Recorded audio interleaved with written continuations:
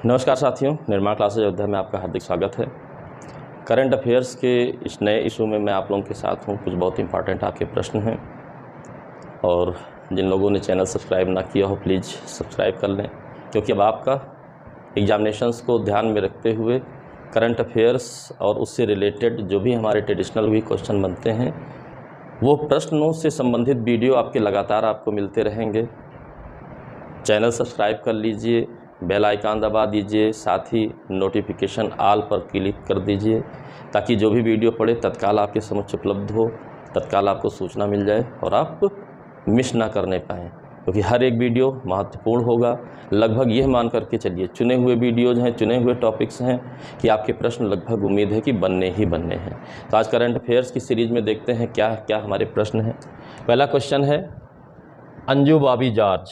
Anju Bobby George का नाम आप लोगों ने सुन रखा है, कुछ अगर सीनियर कोई स्टूडेंट देख रहा होगा तो पहले से जानता होगा। ये लॉन्ग जंप की एक एथलीट थी, भारत की महत्वपूर्ण एथलीटों में शामिल थी, ठीक है, लंबी कूद से संबंधित थी।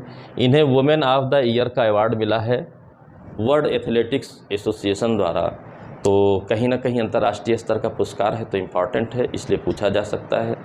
जब अपने समय में खेलती थी, लगातार प्रश्न आती थी, तो एक उपलब्धि और इनके साथ जुड़ी है, तो प्रश्न आने की पूरी उम्मीद है।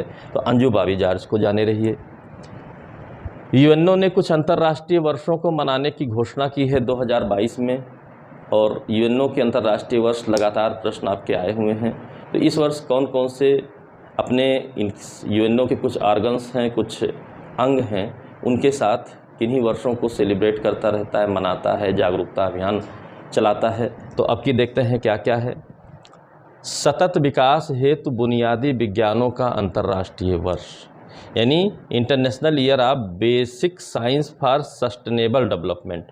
तो आप जानते हैं सतत विकास, सस्टेनेबल डेवलपमेंट, यह इस समय का सबसे इम्पॉर्टेंट टॉपिक है प्रश्न आने के लिए, ठीक है, क्योंकि फ्यूचर को भी देखना पड़ रहा है। फ्यूचर में हमारे साथ क्या होगा, अगर आज रिसोर्सेज समाप्त हो जाएंगे तो फ्यूचर में बहुत कुछ कमियां आ जाएंगी। तो उसके लिए सस्टेनेबल डेवलपमेंट की स्कीम चल रही है पूरे विश्व स्तर पर। तो साइंस को भी, बेसिक साइंस को भी उससे जोड़ा गया है यूनेस्को के सहयोग से, ठीक है, यूनाइटेड नेशंस का एजुकेशन एंड सोशल कॉरपोरेशन है, उसके सहयोग से यह मनाया जाएगा। यूनेस्को के सहयोग से मनाने की घोषणा की गई है international year of basic science for sustainable development, ठीक है। दूसरा है परंपरागत व मत्स्यिकी एवं मत्स्य पालन का अंतर्राष्ट्रीय वर्ष। आप जानते हैं कि फूड एक बहुत बड़ी समस्या उत्पन्न हो रही है बढ़ती हुई जनसंख्या के दौर में।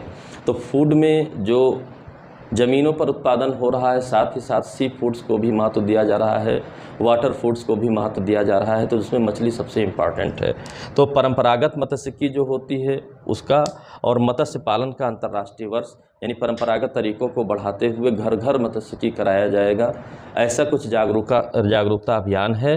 तो international year of artisanal fisheries and aqua culture, ठीक है, ये FAO फूड ऑर्गेनाइजेशन है आपका, ठीक है।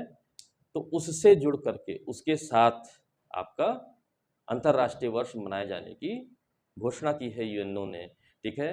यानी कि खाद्य से संबंधित जो आपका ऑर्गेनाइजेशन है यूएनओ का, उसके साथ मत्स्यिकी को बढ़ावा देने का वर्ष भी मनाया जाएगा।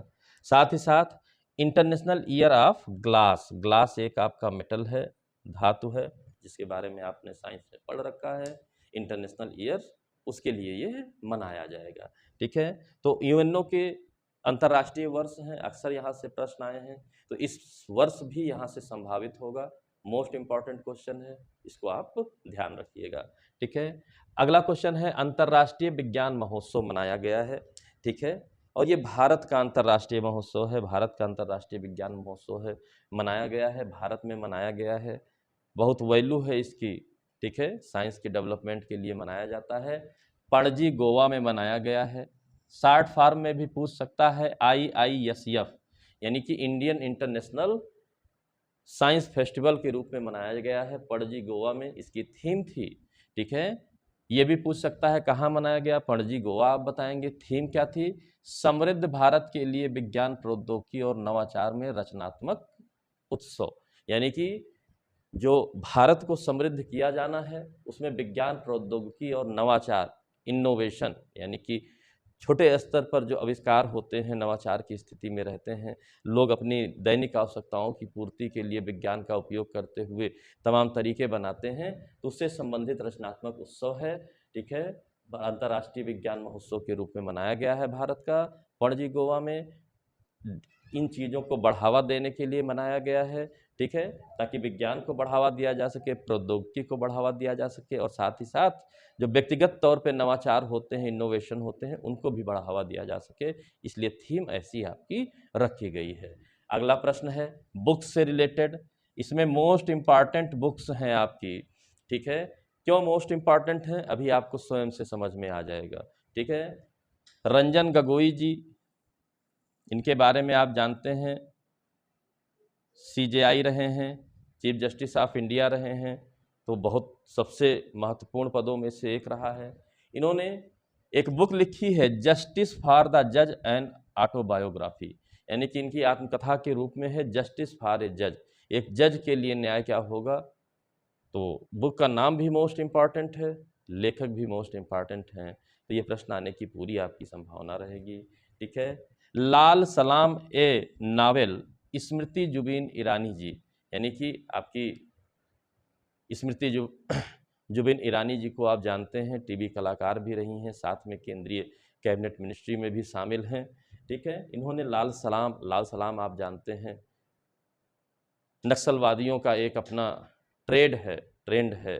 ठीक है, तो उसके हिसाब से इन्होंने लिखा है, जो भी इनका एक्सपीरियंस रहा है स्मृति ईरानी जी ने, तो यह भी मोस्ट इम्पॉर्टेंट बुक आपकी बनती है कि पर्सनालिटी भी इम्पॉर्टेंट है जिन्होंने लिखा, और लाल सलाम शब्द भी इम्पॉर्टेंट है, इसलिए मोस्ट इम्पॉर्टेंट किताब बनेगी। ठीक है, the sage with two horns unusual tales from mythology. ठीक है, a sage with two horns unusual tales from mythology Sudha Murty ji की किताब है। ठीक है, सुधा मूर्ति जी वुमेन एम्पावरमेंट में बहुत बड़ी हस्ती हैं भारत की, इन्फोसिस की वर्तमान में चेयरमैन हैं।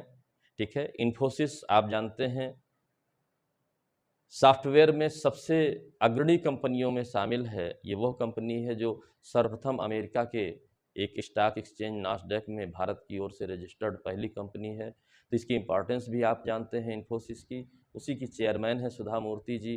ठीक है, के नारायण मूर्ति जी की पत्नी हैं। इन्होंने इस आगे with two horns unusual tales from mythology लिखा है। बुक्स लिखती हैं, कई बुक्स इनकी हैं, वर्तमान में ये चर्चित बुक है, मोस्ट इम्पॉर्टेंट आपके लिए रहेगी। ठीक है, इसी तरीके से विजयपत सिंघानिया जी हैं, जो कि रेमंड्स के फाउंडर हैं। रेमंड्स आप जानते हैं, ठीक है, कपड़े बनाने की जो है वस्त्र उद्योग की सबसे अग्रणी कंपनियों में है। इनकी जो अब का जीवन चल रहा है, यानी कि ओल्ड एज जीवन चल रहा है, बहुत विवादों से भरा है, पारिवारिक विवादों से भरा हुआ है, तो चर्चा में भी रहते हैं।